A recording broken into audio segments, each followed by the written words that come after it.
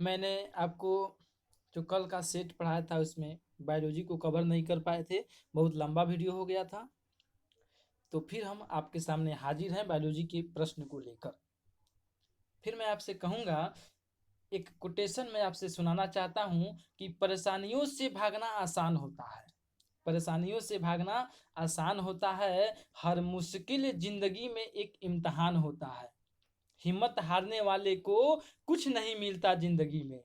हिम्मत हारने वालों को कुछ नहीं मिलता जिंदगी में, और मुश्किलों से लड़ने वाले के कदमों में जहान होता है। तो प्रश्न नंबर 15 कहता है कि प्रकाश संश्लेषण की क्रिया में ऑक्सीजन बाहर निकलता है। क्या चीज से बाहर निकलता है? तो प्रकाश संश्लेषण में जो ऑक्सीजन बाहर निकलता है वह जल से निकलता है। 15 का ऑप्शन नंबर ए हो जाएगा। अब आता है प्रकाश संश्लेषण बउआ। तो प्रकाश संश्लेषण क्या है? सबसे पहले बात कि प्रकाश संश्लेषण एक एनाबोलिक प्रोसेस है जिसमें ग्लूकोज अणु का निर्माण होता है। किसका निर्माण होता है? ग्लूकोज अणु का निर्माण होता है। यही कारण है कि इस अभिक्रिया को संश्लेषणात्मक अभिक्रिया भी कहते हैं, कंस्ट्रक्टिव प्रोसेस भी कहते हैं। प्रकाश संश्लेषण में क्या होता है? हरे पेड़ पौधे जो है क्लोरोफिल कोशिका में सूर्य प्रकाश की उपस्थिति में यह संपन्न होता है। प्रकाश संश्लेषण की जो अभिक्रिया है हरे पेड़ पौधे में क्लोरोफिल कोशिका में सूर्य प्रकाश की उपस्थिति में संपन्न होता है। और मैं आपको बता दूं कि इस प्रक्रिया के दौरान कार्बन डाइऑक्साइड एवं जल को कच्चे माल के रूप में यूज किया जाता है। कच्चे माल में किसका? कार्बन डाइऑक्साइड और जल। यह कार्बन डाइऑक्साइड और जल जो है इसको कच्चे माल के रूप में यूज किया जाता है, और अंतिम उत्पाद के रूप में ग्लूकोज की प्राप्ति होती है और ऑक्सीजन बाहर निकलता है। इसका जो इक्वेशन है वो भी देख लीजिए। इक्वेशन है क्या कि 6 CO2 प्लस 12 H2O सन की लाइट में रिएक्शन करता है और C6H12O6 प्लस 6H2O प्लस 6 गो O2 का निर्माण होता है। तो यहाँ पर यह जो टर्म है C6H12O6 इसको हम क्या कहते हैं? ग्लूकोज कहते हैं। तो हमने देखा कि प्रकाश संश्लेषण की प्रक्रिया में निकलने वाला जो ऑक्सीजन है किसका हिस्सा है? जल का हिस्सा है। जल का हिस्सा है। अब हम कुछ और जान लेते हैं कि पेड़ पौधा प्रकाश संश्लेषण की अभिक्रिया में भूमि से क्या प्राप्त करते हैं? तो भूमि से इसी जल को प्राप्त करते हैं, और वायुमंडल से क्या प्राप्त करते हैं? कार्बन डाइऑक्साइड को प्राप्त करते हैं। कार्बन डाइऑक्साइड को प्राप्त करते हैं। क्लोरोफिल का नाम आया था प्रकाश संश्लेषण में। तो क्लोरोफिल को पौधा का किचन घर कहा जाता है। क्लोरोफिल को पौधा का किचन घर कहा जाता है। और क्लोरोफिल में प्रकाशित अभिक्रिया होती है जो ग्रेना में संपन्न होता है। किसमें? ग्रेना में संपन्न होता है।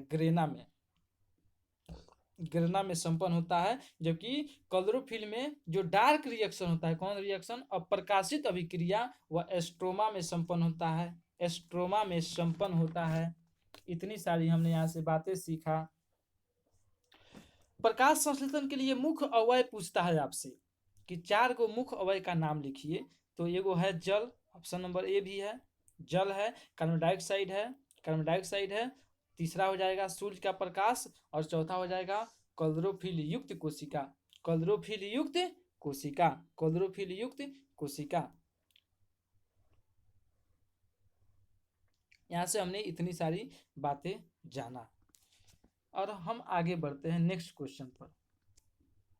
मनुष्य का समान रक्तदाब होता है, मनुष्य का समान रक्तदाब होता है तो कितना होता है 120/80, 120/80, 120/80 होता है। ऑप्शन नंबर बी हमारा सही हो जाएगा, option number B, option number B सही हो जाएगा। मनुष्य का समान रक्तदाब कितना होता है 120/80। अब हम यहाँ पर देखते हैं कि हमारे शरीर के रक्तदाब को किससे मापा जाता है। तो हमारे शरीर के जो रक्तदाब होता है उसको एस्फिग्नोमैनोमीटर, एस्फिग्नोमैनोमीटर से मापा जाता है। आप लोग देखे होंगे डॉक्टर को कि बाएं या ऊपरी जो बाँ होता है, बाएं या दाहिने हाथ में क्या करते हैं, एक पट्टा से बांध देते हैं और जो मुट्ठी में लेकर इसे इसे दाबते हैं तो वही क्या होता है एस्फिग्नोमैग्नोमीटर होता है, एस्फिग्नोमैग्नोमीटर। और हृदय के धड़कन में आए गतिरोध का पता ईसीजी, इलेक्ट्रोकार्डियोग्राम, ईसीजी से लगाते हैं, ईसीजी से हम लगाते हैं। अब प्रश्न आता है कि रक्तदाब मापने वाले स्केल की खोज किसने किया था। तो रक्तदाब मापने वाले स्केल की खोज हेल्स ने किया था। किसने? हेल्स ने किया था, हेल्स ने किया था। और रक्तदाब अत्यधिक मात्रा में कब बढ़ जाता है? तो जब आदमी खुश हो जाता है, जब डर लगता है, उत्तेजना होता है, और जब हम दौड़ते हैं तो यह बढ़ जाता है। इतनी सारी बातें हमने यहाँ से सीखा। अब हम आगे बढ़ते हैं।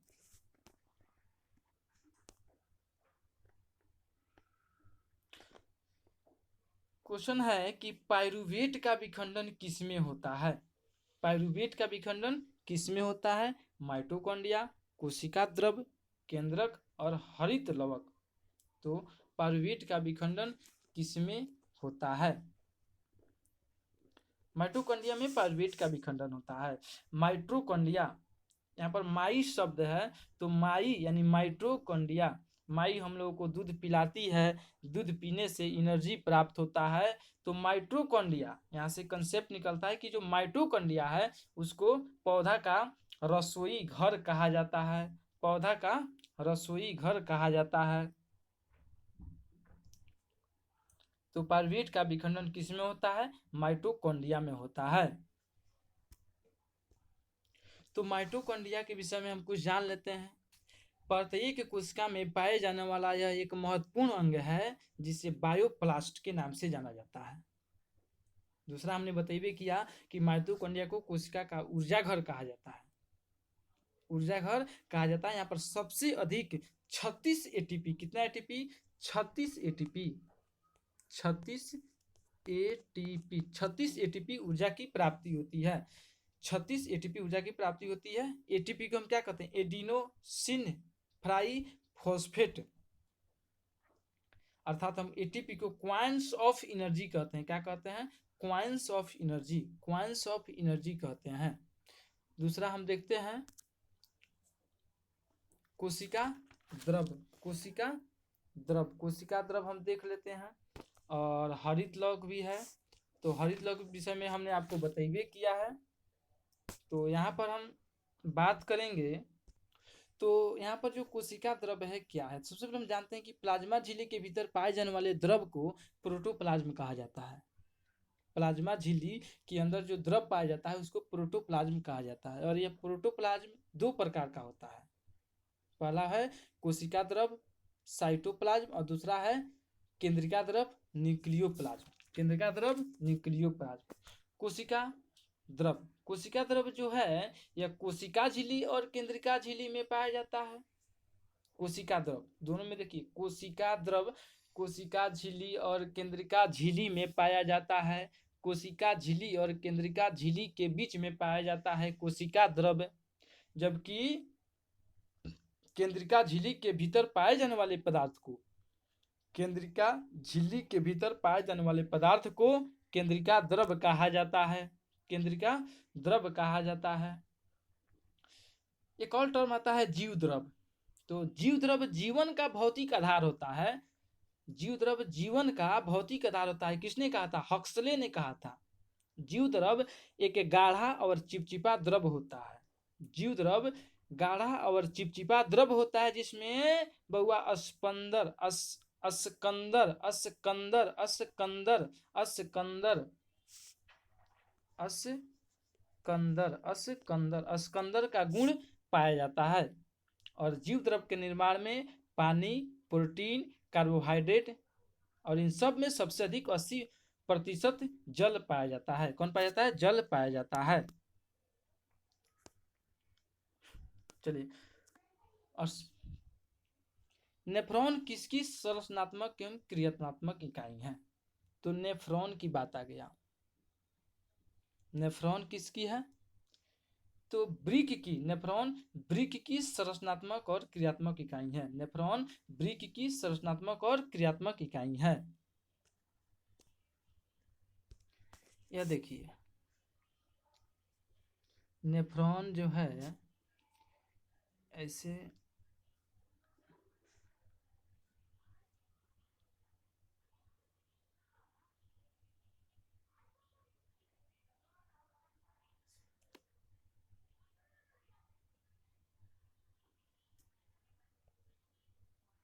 ठीक, यहाँ पर ऐसे रहता है। हम समझाने का कोशिश करें, आप बुक से देखकर चित्र को उतारिएगा। ऐसे रहता है और यहाँ से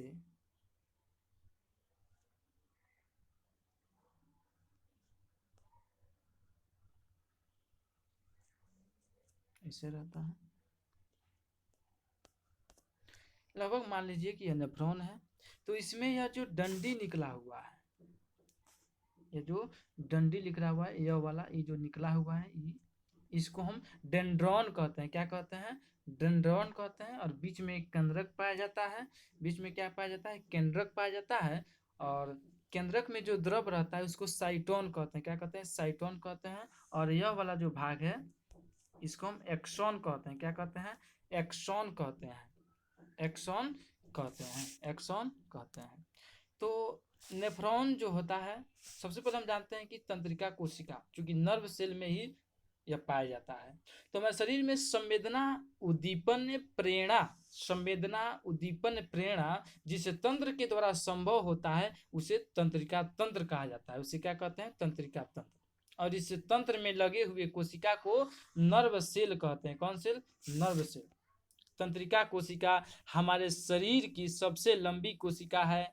तंत्रिका कोशिका हमारे शरीर की सबसे लंबा कोशिका है, जिसका निर्माण लीवर के इंडोडर्म सेल के द्वारा होता है। लीवर के इंडोडर्म सेल के द्वारा होता है।